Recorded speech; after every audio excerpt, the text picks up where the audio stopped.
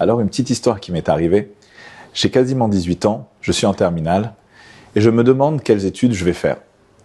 Et c'était vraiment un grand conflit parce qu'en fait, j'étais déjà journaliste informatique et je voulais devenir journaliste informatique. Donc, je faisais déjà le métier que je voulais être à la fin.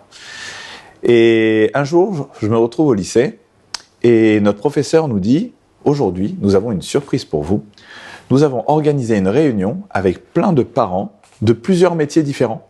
Vous allez pouvoir les rencontrer et poser toutes vos questions. » À ce moment-là, je me dis « Extraordinaire, quelle superbe idée !»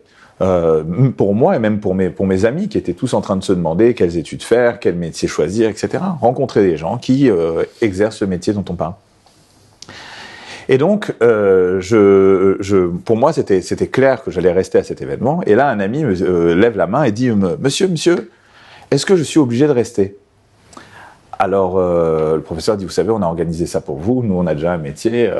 À vous, vous faites ce que vous voulez. » Et là, en fait, mon ami décide de partir.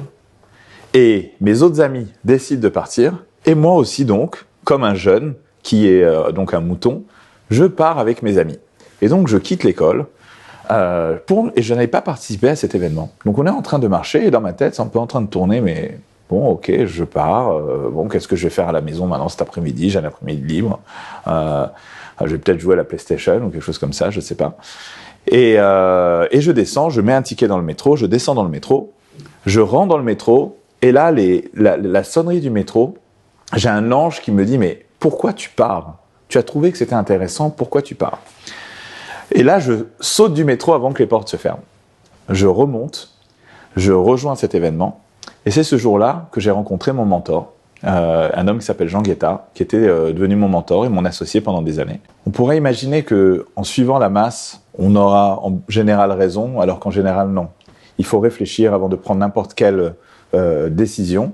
Et là, on a pu voir dans cet événement-là, qui a été un événement qui a changé toute ma vie, comment le fait de sortir de la masse a pu changer toute chose. Avraham Avinu, notre ancêtre, a été exactement dans cette situation. Il avait un monde entier idolâtre en face de lui et a décidé de ne pas l'être. Tout le monde se moquait de lui, tout le monde lui reprochait de ne pas l'être. Et au final, c'est lui qui a donné naissance à l'ensemble des religions monothéistes du monde.